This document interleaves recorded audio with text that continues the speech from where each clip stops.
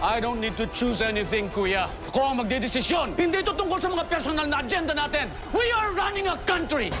Kinuwento ni Moises kila Mang Estong na bago siya mawalan ng malay noong sinaksak siya, ay narinig niyang sinabi ni Gilbert na sagrado ang nag-utos sa kanya para ipatumba siya sa loob ng kulungan, kaya mas lalong nagalit si Mang Estong na ganamang pinaliwanag ni Moises na noong dinala siya sa hospital ay tinakas siya ng mga tauhan ni Rafael at dinala siya sa rest house nila, na inalok pa siya ng vice presidente na tumakas siya kasama nila at palalabasing patay na siya at babaguhin maging ang pangalan nila, na giniit naman ni Mang Estong na gusto niyang maghugas kamay, na ganamang sinaad ni Aling Nadia na baka nakokonsensya niya. Habang binili naman ni Rafael kay Vincent na kailangan na niyang puntahan si Edgar sa hospital at kailangan niyang siguraduhin na okay lang siya, na wala silang kaalam-alam na nasa kamay na ni General Arevalo. Pinahirapan naman ang gusto nila David at General Arevalo si Edgar, pero nagmatigas ito at nanindigan siyang hindi siya aamin na kahit pahirapan at patayin pa siya. Kinuwento pa ni Moises kila Mang Estong na noong huling nag-usap sila ni Rafael ay ang Pangulo na ang bahala sa lahat dahil aamin na ito at siya mismo ang mag-aabsuelto sa kanya, kaya nagaanan sila Mang Estong, pero hindi pa yun magagawa ni Eleazar dahil hawak ni Jaime si Danica.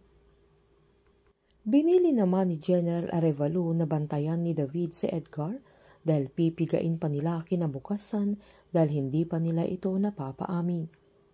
Agad namang bumalik si Vincent kay Rafael nang malaman niyang nawawala ito, kaya nag-alala si Rafael na inutusan niyang kailangan niyang bantayan si David na mismong kapartner ni Edgar dahil baka makakuha siya ng anumang impormasyon.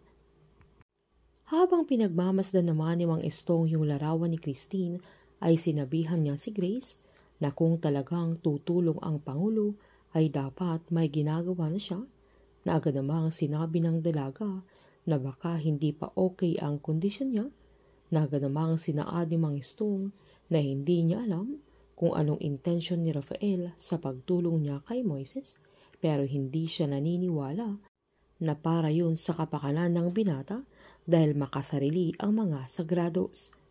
Pinaliwanag naman ni Grace na paano kung yun lang ang solusyon, ang paglayo nila, na agad namang tinanong ni Mang Estong na sino ang uuwian ni Christine at paano niya sila hahanapin, na agad namang pinaliwanag ni Grace na matagal nang wala ang ate niya at mahirap umasa, pero nanindigan si Mang Estong na buhay pa ang dalaga, kaya tinanong ni Grace kung hahayaan na lang ba nilang mawala din si Moises kagaya ng ate niya.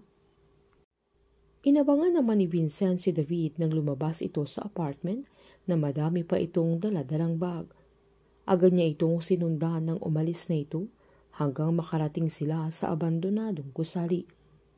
Lihim niya itong sinundan hanggang sa loob nang buksan ni David ang isang kwarto kung saan nakita niyang duguan at nakatali si Edgar. Sinigawan ni David na gumising na ito at umamin na, pero hindi ito gumigising.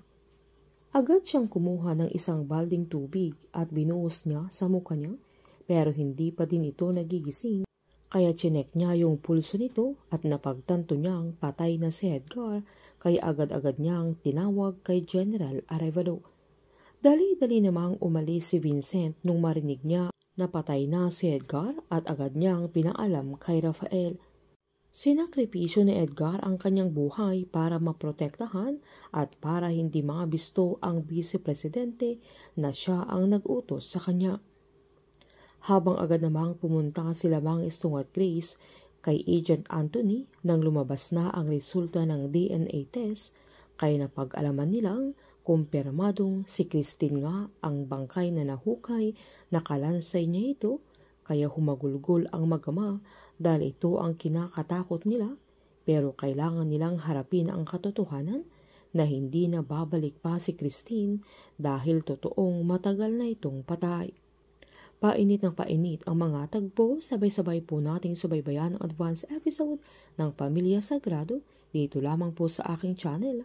Patuloy lamang po manood at mag-subscribe para ma-update po kayo sa mga susunod na episode. Marami pong salamat.